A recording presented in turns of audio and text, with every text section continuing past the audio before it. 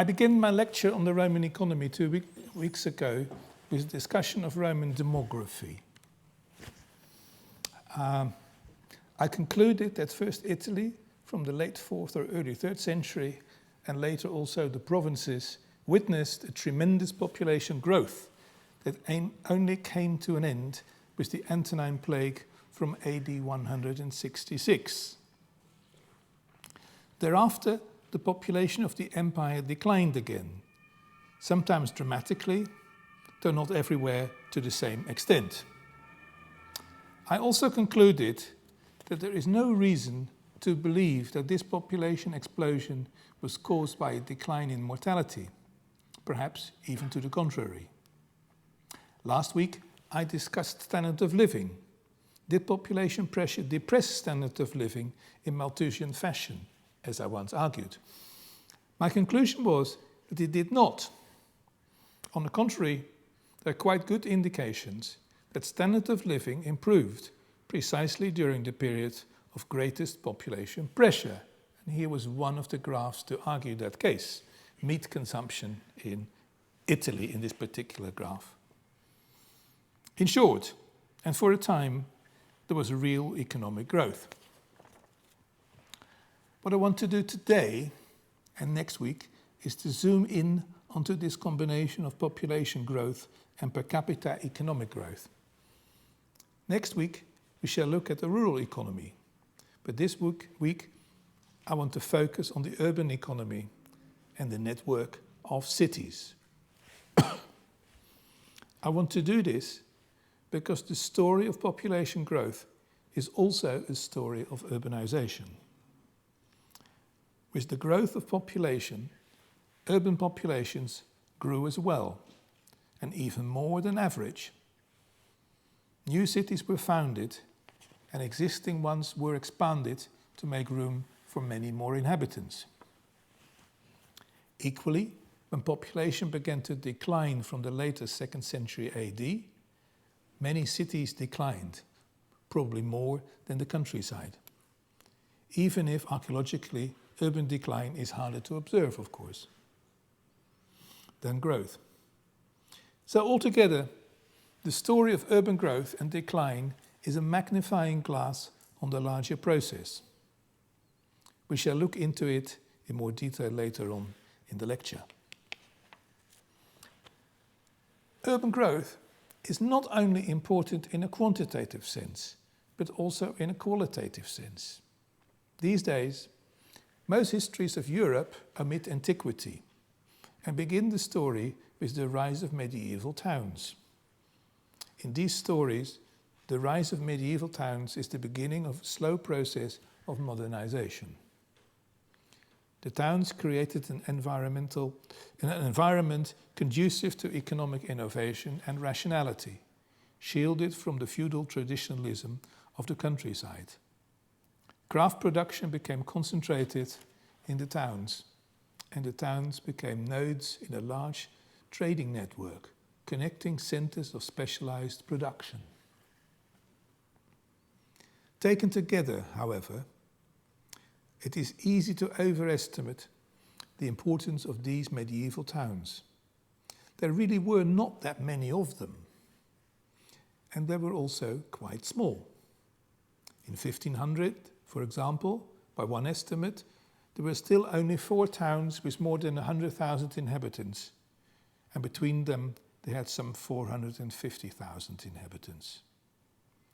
Even in 1800, only 3.3% of the European population were living in towns with more than 100,000 inhabitants. The road to the real moment of takeoff to modernity during the Industrial Revolution was a slow one. Compared to this, the Roman world was, in fact, rather more urbanized. In Italy, the number of cities had begun to grow from the late 4th and early 3rd century BC to a total of 431 cities in the early imperial period. They and existing cities, the new ones, and existing cities also expanded significantly during the last 3 centuries BC. The biggest city, and the city responsible for perhaps 2/3 of Italy's urban growth, was the city of Rome. Keith Hopkins has estimated that in 225 BC, Rome had some 150,000 free inhabitants, plus an unknown number of slaves, perhaps 100,000. So in fact, if true, then even in 225 BC, the city of Rome was already about twice as large as the largest medieval city. In 28 BC, Rome's population had grown to almost 1 million, and probably more in the 1st century AD. Hopkins estimates 600,000 free inhabitants plus 300 to 350,000 slaves. Historically, this is an enormous number. The first later European city to have 1 million inhabitants again was London around 1800, i.e. well into the early phases of the Industrial Revolution. In Asia too, one needs to wait for more than 1,000 years for the big cities of the Chinese Sung dynasty. And in fact, I think the 1 million for Rome may well be an underestimate. It's based on the number of 200,000 adult male recipients of the free grain distributions. But if we add women and children, we're already well above Hopkins' 600,000 free inhabitants. Moreover, in the early years of the distribution, even rather larger numbers sometimes received the free grain. So I think Hopkins' estimate of just under 1 million is probably too conservative. And all the more so if we also allow for more slaves, as I think we should probably do. Similarly, and perhaps even more so, I think the estimate for the other towns in Italy is also problematically low. For 28 BC, Hopkins estimates perhaps a total of some 900,000 inhabitants. However, that implies that the average Italian city outside Rome had only just over 2,000 inhabitants, which I find very hard to accept when we know that there were quite a number of cities, of which Pompeii was only one, that had 100,000, that had 10,000 inhabitants or even more. If that's true, that reduces most Italian towns to little more than villages. Here, I think Hopkins is the prisoner of his own low estimates for total Italian population. We discussed the low count and high count discussion earlier on. Even with small cities of on average only 2,000 inhabitants, the urbanization rate outside Rome is historically very high at above 20%. Doubling the average city size to a perhaps more realistic 4,000 average raises the urbanization rate outside Rome to some 40,000, which seems unrealistic. Here Hopkins and I agree. Unless, of course, we allow for a bigger total population of Italy and abandon the low count straitjacket. Now, this of course also illustrates the problems of such estimates, and more so for urbanization in the provinces. It's remarkable and quite embarrassing for the field that until about last week, we didn't even have a more or less reliable list of all towns of the Roman Empire, with even the most basic and rudimentary information. Fortunately, and finally, this has just changed about a week ago, with the publication by John Hanson of a massive study on the subject, including a comprehensive catalogue. That's the book. He kindly provided me with an advanced copy, so what I can tell you is now based on his solid research rather than on rough estimates such as we had before. The total number of cities in the empire at its peak in the 2nd century AD was just about 1,350, i.e. rather less than some had thought. Of these, more than 800 had existed around 100 BC. The 1st century BC then showed a rapid rise to around 1200, the 1st century AD a further rise to over 1300, after which the foundation of new cities largely came to an end. Since you've already seen so many graphs of trends in Roman economy and society in the last 2 lectures, you will not be particularly surprised by the shape of this trend and the plateau it reached in the 2nd century AD. The late antique decline that was so visible in many other time series that we looked at has to remain invisible here. Hansen stops his work in AD 300. Of course, because decline is so hard to trace archaeologically. His data shows some 3rd century decline, but that's about it. Because simply, of course, it takes time for a town to completely disappear. Because that's what this is, existence or not existence.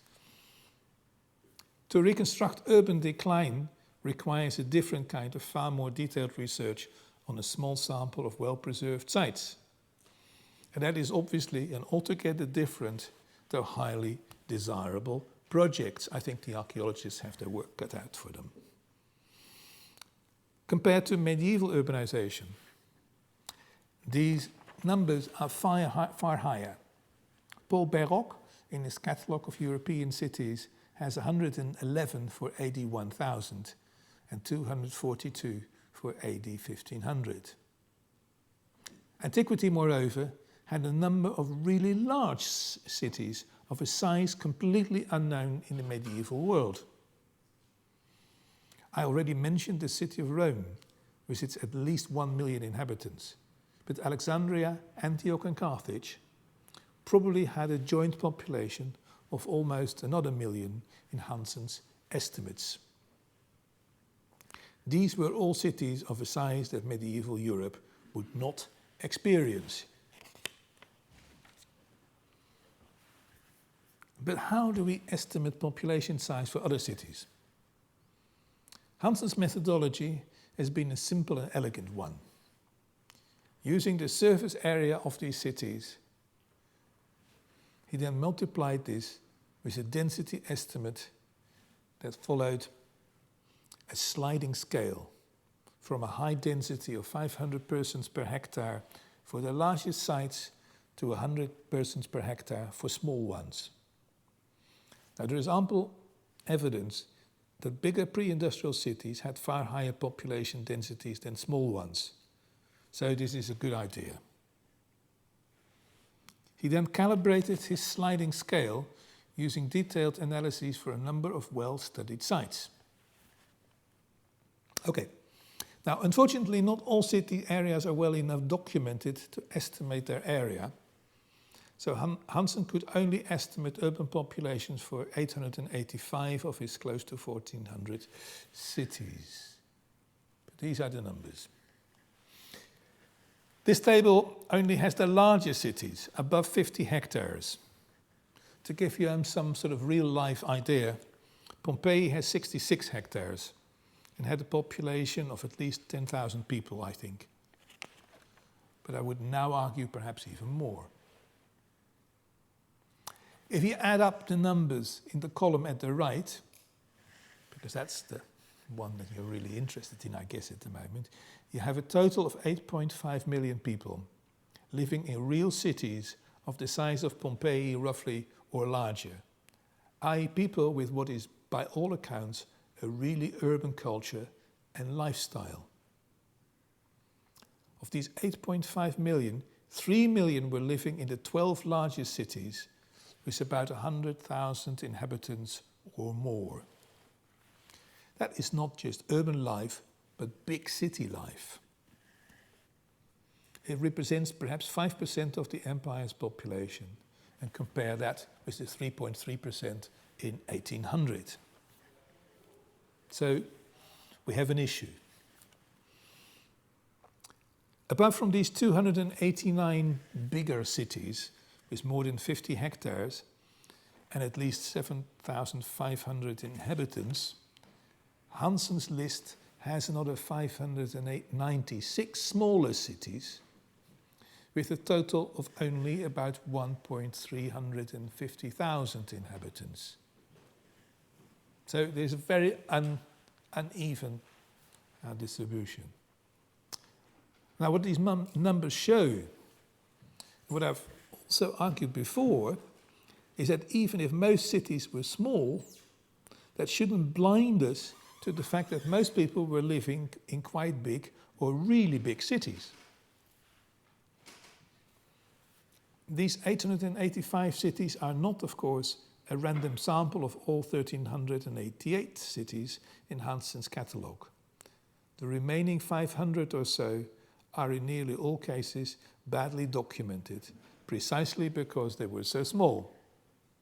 Therefore, the total urban population of the empire is likely to have been something like 11 or 12 million people. And that, of course, really is a lot.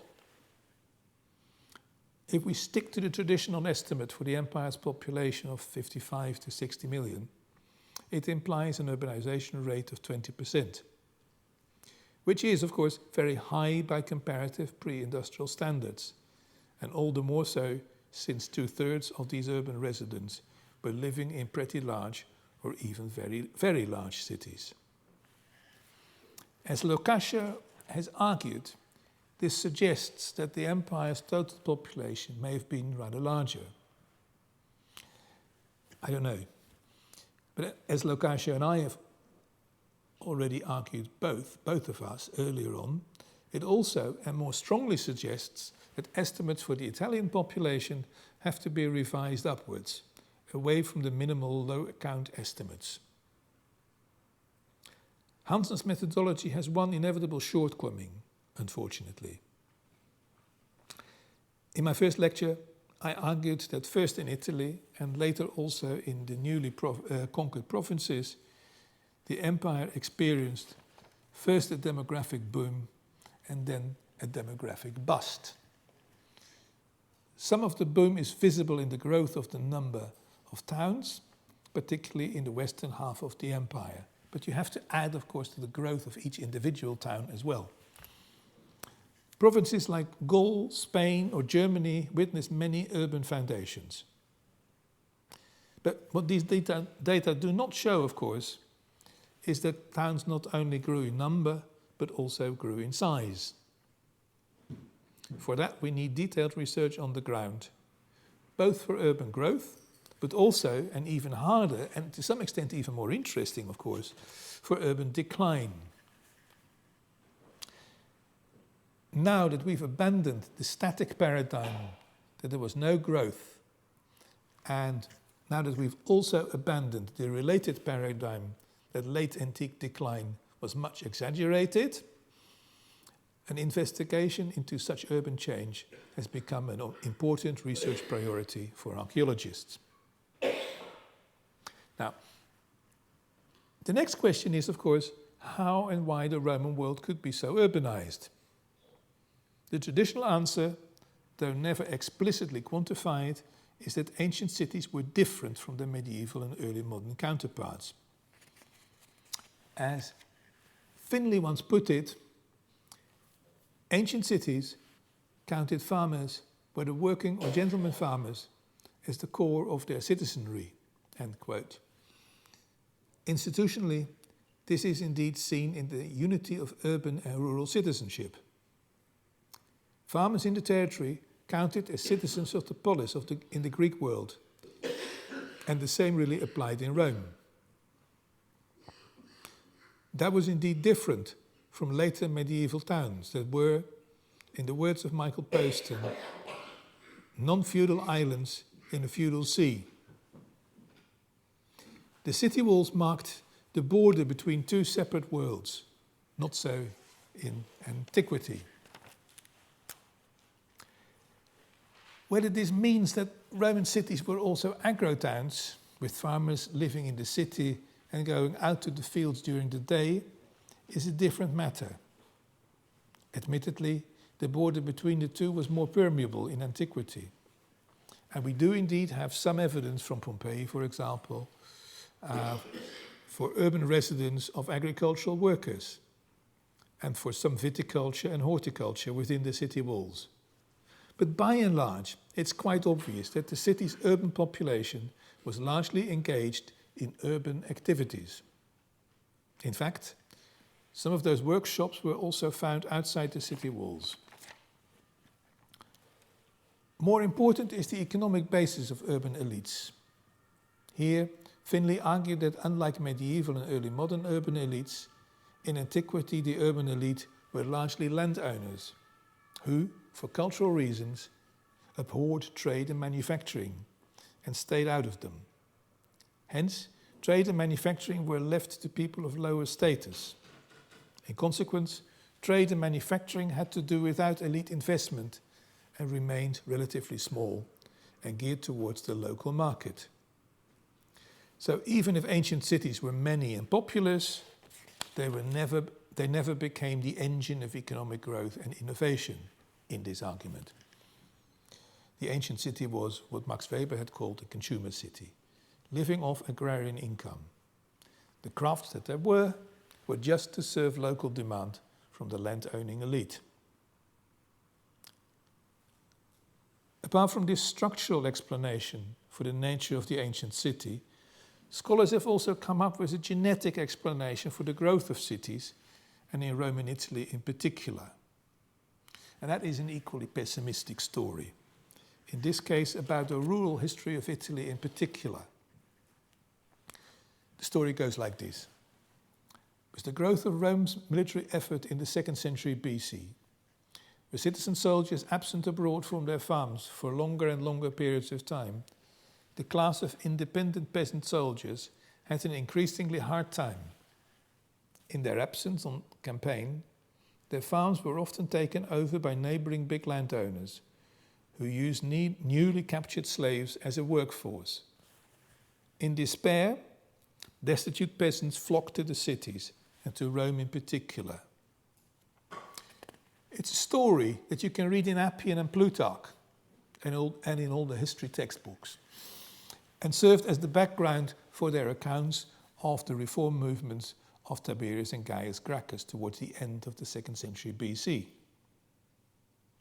Altogether, it's a sad story of a depopulated countryside dominated by new large villas with slaves, and cities in Rome in particular as the modern equivalent of modern big cities in the Third World, shanty towns swollen by an influx of the destitute. But is it also true? There is indeed interesting new evidence for the importance of immigration. Recent research from Ostia gives us an indication. Stable isotope analysis of human bones from a large cemetery showed that about a third were not born in the area, but at often considerable distance, even if it is as yet harder to say exactly where they all came from. Stable isotope analysis does not only allow us to identify aspects of people's diets, as we saw last week, but also the composition of the water that they drank in their youth. The chemical composition of the drinking water in each region is somewhat different, and this shows in your bones. You are what you've eaten or drunk. But how about an explanation for this immigration? If you remember my first lecture on population trends and the graphs with Italian population numbers in particular,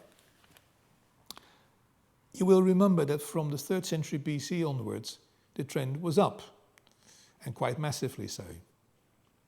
Looking at such data in greater detail, as we shall do next week, shows that there are few, if any, signs of the demise of the small Italian farmer in the Republican period. The farms are quite simply still there. So how and why did cities grow, if it was not because destitute peasants flocked there? There is indeed a very good reason that cities needed immigrants, and the reason is high urban mortality. Research has shown that typically pre-industrial European cities have had an excess mortality, i.e. the death rate was higher than the birth rate, of about 5 per 1,000. That meant that each year, for every 1,000 inhabitants, they needed 5 immigrants. For big cities like London, Tony Rickley estimated an excess mortality of 10 per 1,000, requiring 10 immigrants a year for every 1,000 inhabitants. Typically, and as a gross simplification, these immigrants would be young adults, and even if we now know from the Ostia Cemetery, for example, that there were also young children among the immigrants. Therefore, such levels of immigration require about twice as many rural births, given the high infant mortality that we discussed in the first lecture. Taken together, these are very large numbers. If we assume that the 3 million inhabitants of the largest Roman towns had an excess mortality of 10 per 1,000, and the 8 million in the somewhat smaller towns had an excess mortality of 5 per 1,000, total annual shortfall and hence demand for immigrants would be about 70,000 young adults each year, corresponding to 140,000 rural births each year. Now, question is, of course, was that feasible? Did they produce enough babies? I think the answer is yes, but perhaps not by a very wide margin. If the empire's rural population was 50 million, and if, as in pre-industrial Europe, the excess of rural birth over death was about 5 per 1,000, the countryside is healthy, there were 250,000 excess births each year. That would be enough to provide the necessary migrants to maintain the urban population. We should, however, also appreciate that there could be major regional imbalances. It's unlikely that Italy could have maintained its urban population without immigration from outside Italy, which won't surprise you. Admittedly, the margin of error in these calculations is substantial, but they do suggest that the urban demand for immigrants was large and structural and posed a potential ceiling to urban growth.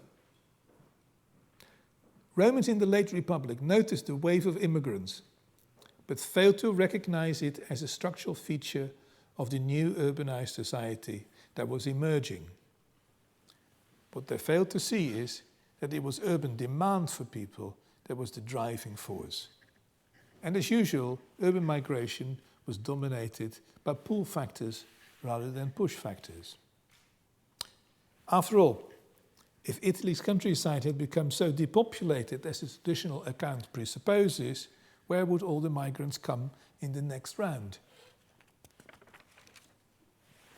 Finally, at the system level, this is a static reconstruction.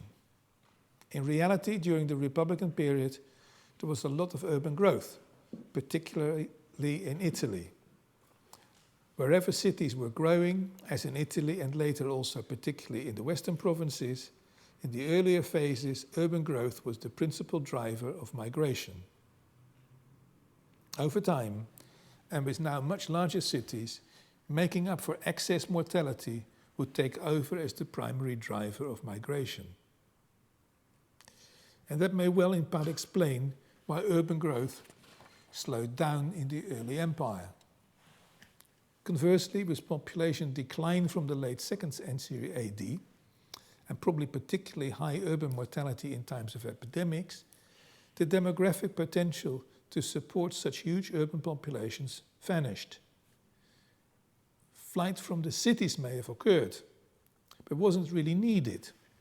All that was necessary was that migration to the cities was drastically reduced for cities to shrink from natural causes. All this, of course, leaves the question why people migrated to the cities, if it was not because of a rural crisis. What is the nature of the urban magnet? Let's first look at the process. People must have a reason to leave home and move to the city. In principle, there are two possibilities, forced and voluntarily. because they believed the city offered a better life, because wages were higher, or whatever. Forced migration is well attested, however. Roman cities were full of slaves, and many were recent immigrants. In fact, the urban epigraphy is dominated by slaves and freedmen to such an extent that scholars have argued that this gives a false impression of reality. Freedmen, it's argued, were so keen to show their newly acquired freedom that they erected far more inscriptions than the freeborn. The argument is called the epigraphic mentality argument. This may be true to some extent, but does not explain the prominence of slaves and freedmen in, for example, lists of members of Collegia of Craftsmen, more than 300 witnesses in the archive of the Pompeian banker Lucius Caecilius Jucundus, discussed so admirably by Jean Andreau, the list of citizens in Herculaneum, recently discussed by Ganzi and De Licht, and similar sets of data where epigraphic mentality cannot really have played a role. So, what was the economic role? I suggest we take a look at Pompeii, because so much of it has been excavated, even if badly. If you wander through the city, the first thing you notice, or should notice, is that there were so many really rather grand houses, mostly of a particular type, the domus. All in all, and taking into account the unexcavated parts of the town, there must have been at least some 500 of them. And these were pretty grand residences, varying quite a bit in size, but typically with a ground floor surface of at least a few hundred square meters. And as we now know rather better, usually also with bigger stories. These houses are a lot bigger than what you and I tend to live in. These were not houses you could live in, therefore, without domestic staff. And in the Roman world, that meant slaves. And of course, with their children. Because without family life for these slaves, urbanization would have been even harder demographically. Moreover, slave owners would have missed the financial benefits of young slaves to replace the old ones. It's much cheaper to breed them. So, for domestic work alone, these residents must have housed a few thousand slaves, old and young. These are just sort of tentative calculations, but get you thinking about the problem. The table gives a very stylized hypothetical reconstruction. It's not in any way a reality, but serves to facilitate our thinking about the limits of the plausible. Of course, it also commits the old sin of treating Pompeii as a documentation that only relates to one moment in time and a moment that was untroubled by the effects of the earthquake that had preceded the eruption. In reality, the town was, of course, one large building site when it was finally destroyed. But for us, the model is not reality, but a controlled thought experiment. Domestic service was probably the largest sector in the economy, or at least a very large one, even if mostly not directly visible. But apart from domestic services, there was more, as Miko Floor has recently shown. That same walk around the town showed some 500 shops and workshops, covering a wide range of activities, from bakers to bars and lodgings with in-house prostitution, to textile workshops, to tanneries, and so on, as Professor Brun's course is currently showing so clearly. Their variety was great. And by the latest count that I'm aware of, something like 100 different occupations are known, either epigraphically or archaeologically. And similarly varied pictures emerge from other Roman towns, of course, as well. Both the Pompeian epigraphy and inscriptions from elsewhere suggest that the vast majority of these craftsmen and shopkeepers were slaves and freedmen. Together they represented another few thousand slaves and freedmen in Pompeii, often including their families again. You can't have slaves without families, because then you have to buy new ones every time. Many, though by no means all of these shops and workshops, were a physical part of the grand residences of the rich, and sometimes they were directly connected. Now, the table also shows the potential demographic rather than architectural connection between the houses and the workshops. The workshops required more male labor, I think, where domestic service may have required more females. A slave family could offer both. It's the easiest solution to this. And it's easy if there is an open connection between the workshops and the house. Before we move to the owners of these houses, we must still consider one group of urban workers who would be important in any Roman town. And even more, of course, during the last years of Pompeii, when all damage from the preceding earthquake was being restored, i.e. building workers. The building industry was important in any pre-industrial town, but perhaps even more in Roman ones, given a Roman predilection for quality domestic architecture and public building on a grand scale. Janet Delaney has done some calculations, and it's clear that building required a lot of manpower, even if not all of that manpower needed to be urban. But it was a really large business. I think these rough calculations confirm the impression given by the epigraphy of towns in the Latin West. There simply were many slaves and freedmen. And as I've argued before, and given the high incidence of manumission in urban slavery, slaves and freedmen should primarily be viewed as different age groups rather than as different status groups. Which leaves us with the question of the status and economic activities of the rich, and in particular of the 500 or so families inhabiting their large residences.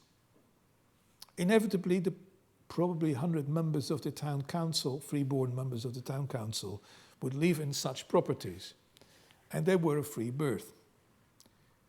But it's also obvious that there was also what we may call a sub-elite of perhaps 400 families who did not have someone on the town council, but who were prosperous enough to live in pretty grand style, in a nice house with domestic staff. Were they also freeborn and not very different from the members of the town council? Or were they the most successful freedmen? Here the final truth will be hard to establish, and is likely to be somewhere in the middle. Even so, both in Pompeii and elsewhere, we know of many rich freedmen, often involved in trade and industry, but probably not exclusively so.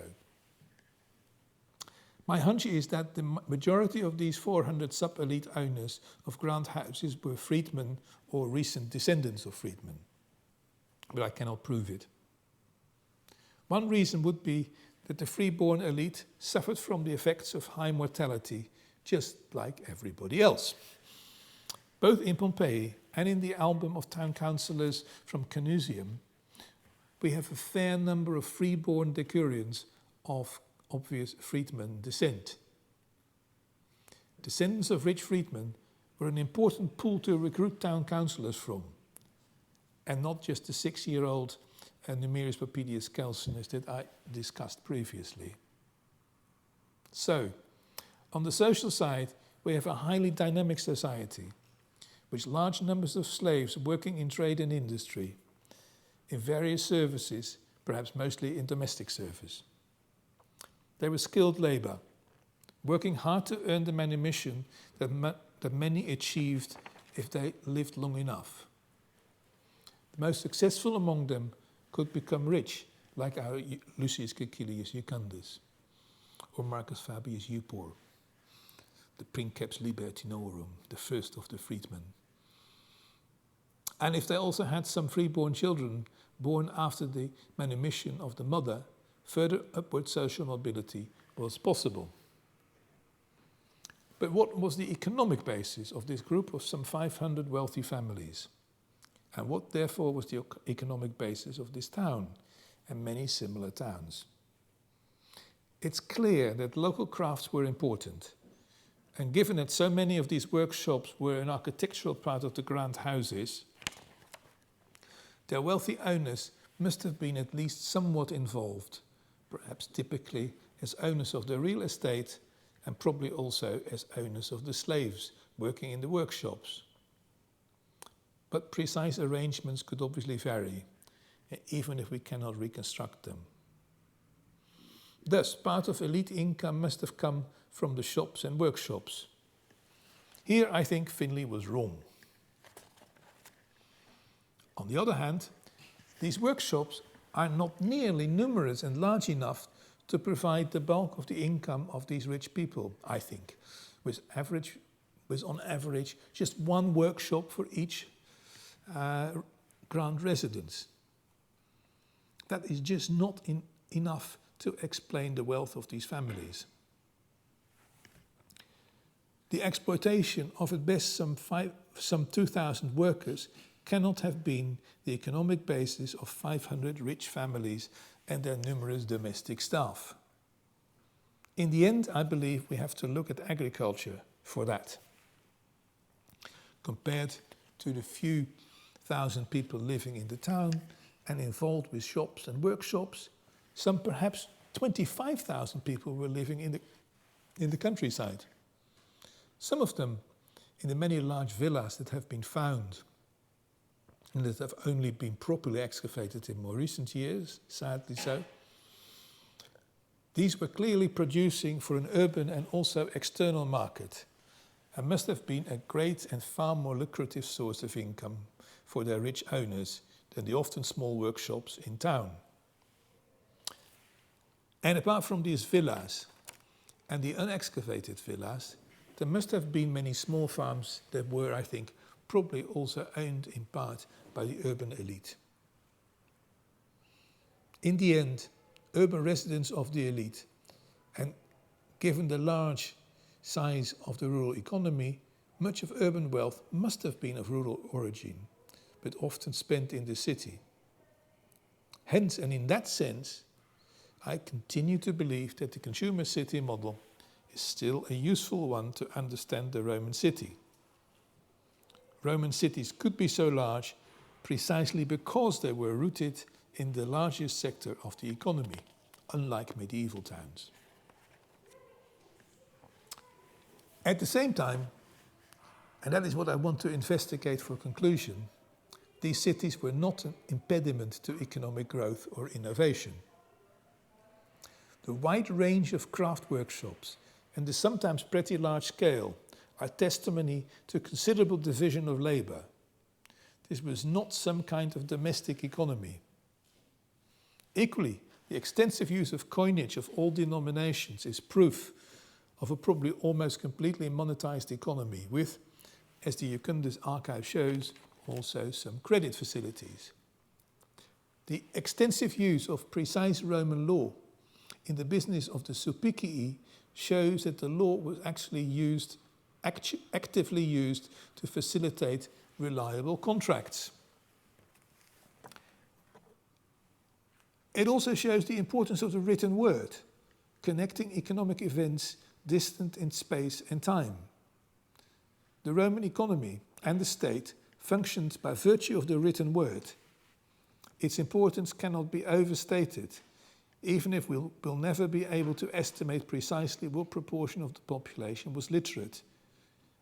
Even so, it is once again the Pompeian epigraphy that shows that many people in a city like this could and did read and write, and probably far more than in medieval and much of early modern Europe.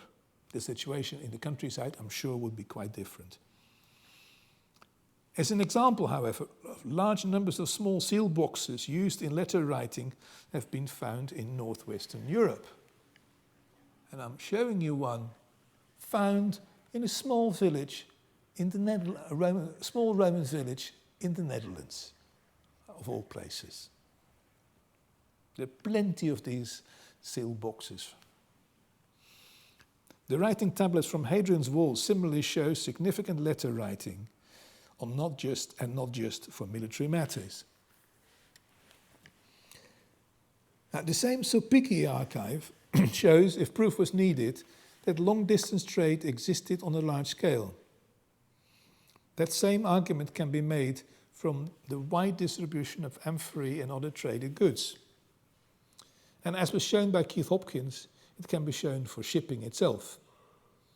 Using Parker's catalogue of dated shipwrecks, Hopkins showed that there was a remarkable growth and then decline in the number of dated shipwrecks. Here presented in the updated form by Andrew Wilson. Hopkins' argument was to treat shipwrecks as proxies for shipping.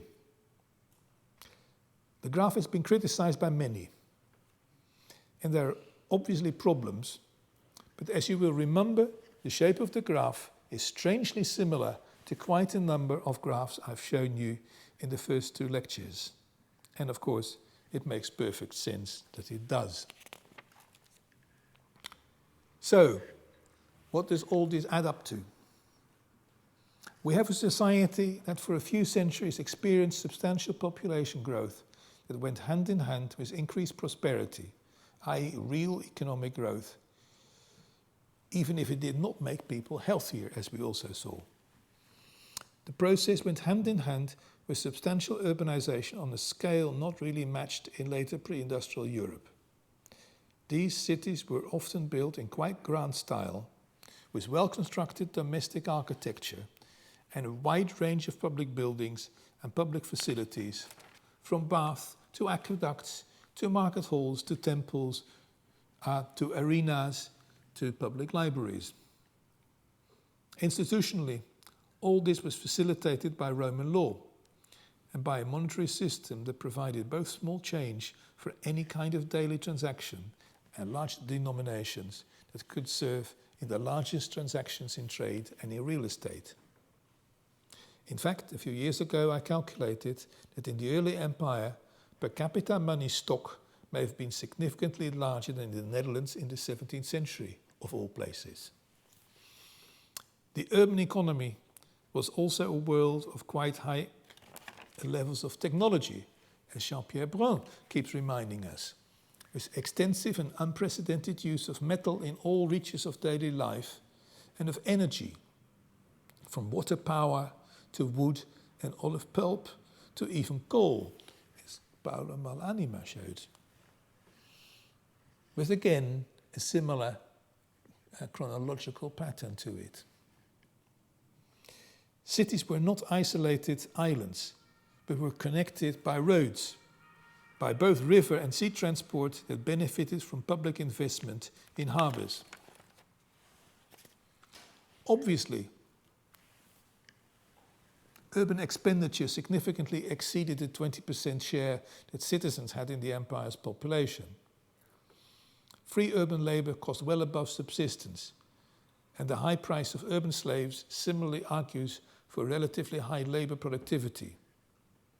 Add to this the considerable incomes of the sub-elite and the elite, and it should be obvious that the urban economy represented at least a third and quite possibly up to half of the economy.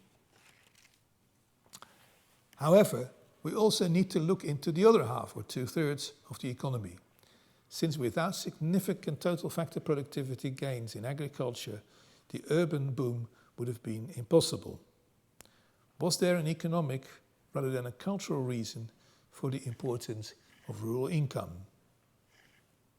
What did it mean for agriculture that the economy was so urbanized and so interconnected? And how did all this collapse? Come back next week for the final chapter. And I think on Monday, isn't it? Yes. Please remember, next week is on Monday. Thank you. Bit earlier than usual. Sorry.